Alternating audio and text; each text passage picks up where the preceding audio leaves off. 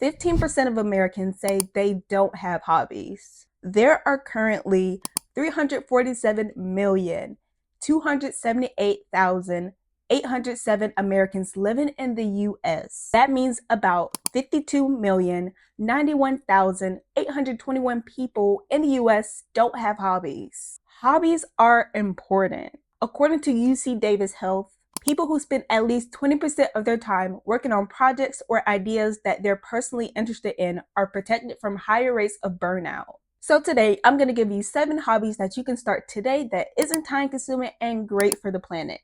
Let's get started. Reading gives your brain something enjoyable to focus on, especially when everything feels overstimulating or exhausting. Me personally, I like reading books related to finance, self-improvement, and Korean comics. If you're wondering what types of books to read, remember this. Fiction helps you escape and nonfiction can help you reflect and grow. So here are some free and affordable ways to read books. You can use your local library, many of them have ebooks or audiobooks too. You can get or choose secondhand books, or you can borrow instead of buying new. I know in many neighborhoods these have become popular, but those little free libraries in your neighborhood, you can go to them and grab a book out of there. And lastly, you can swap books with friends or check out free PDFs online of older works. Writing lets you get your thoughts, feelings, and emotions out of your head, because if it's in your head, it can cause more stress. Writing can also help you process emotions that you didn't realize you were carrying. Journaling or creative writing can be your space to find clarity in your voice when everything feels chaotic. So here are some free and affordable ways to write. Use the Notes app on your phone, Google Docs, or pen and paper. You definitely don't need to go out and go get a fancy journal. Scrap paper or old notebooks works just fine. You can write digitally on your phone or laptop or even your iPad. Writing digitally has a small carbon footprint. Lastly, sharing your writing online on a space such as Beehive or Substack can help build community and awareness around things you care about, like the environment. Speaking of writing, I have a free newsletter that you can sign up for called Better You. Better You is a newsletter focused on personal growth and intentional living. If you're interested in signing up, just click the first link in the description box or my pinned comment below. Learning a language gives your brain something fresh to focus on that isn't tied to productivity or performance. For example, I'm learning German, and it's so nice that I can take my time to learn the language and not be penalized by society or capitalism for not being perfect. Small wins like understanding a phrase or reading a menu in the language can feel very rewarding and build confidence. Lastly, learning another language increases global empathy, which is important when we talk about the worldwide impacts of climate change. So you don't have to go to a university or spend thousands of dollars to learn a new language. Here are free and affordable ways. Watch YouTube videos or listen to podcasts. Many of them come with transcripts. Lastly, follow creators who are learning the language that you're interested in learning, or who are educators of that language that talk about the topics that you love. When you're burnt out, going outside, taking pictures of your surroundings can remind you that beauty still exists, even in small things. Taking pictures of nature can help you appreciate and want to protect it. Lastly, you can use your photos to tell climate stories or highlight the beauty of slow, intentional living. So here are some free and affordable ways to get into photography. So you do not have to go out and buy the latest Sony camera, Canon camera, or any of those other cameras. You can just use the camera that's on your phone. Take daily walks and practice seeing things through a photographer's lens. Lastly, join free photo challenges on Instagram, Facebook, or online communities. Burnout often disconnects us from our bodies and surroundings. This hobby brings you back.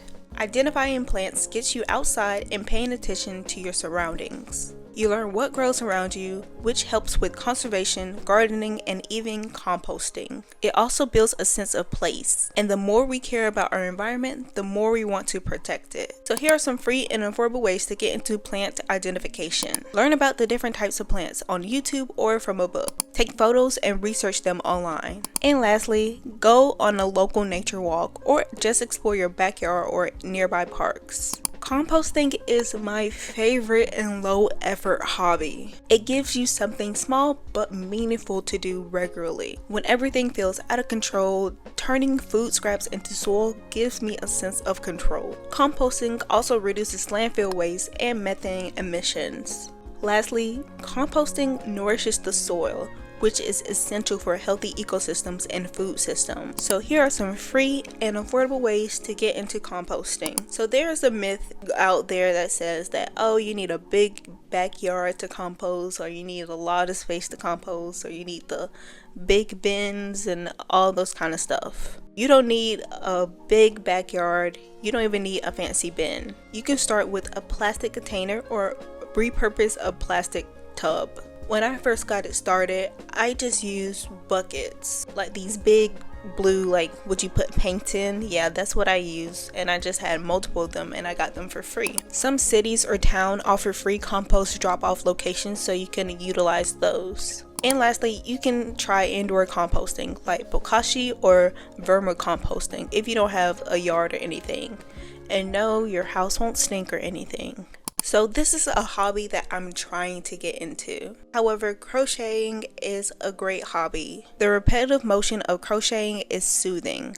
It helps calm anxious thoughts. Another thing that I like about crocheting is that you don't have to finish anything. It's about the process, not the product. It's also a perfect wind down hobby that gives you a sense of control and calmness. Another benefit that it's really pushed me towards crocheting is that you can make your own clothes or gifts that avoid fast fashion. And lastly, using natural or secondhand yarn keeps it low waste. So here are some free and affordable ways to get into crocheting, whether you're starting to crochet or you just want to educate yourself. So start with free YouTube tutorials. Just search crochet for beginners. Look for yarn at thrift stores or ask in local Facebook groups or buy nothing groups. And lastly, borrow crochet hooks or ask around.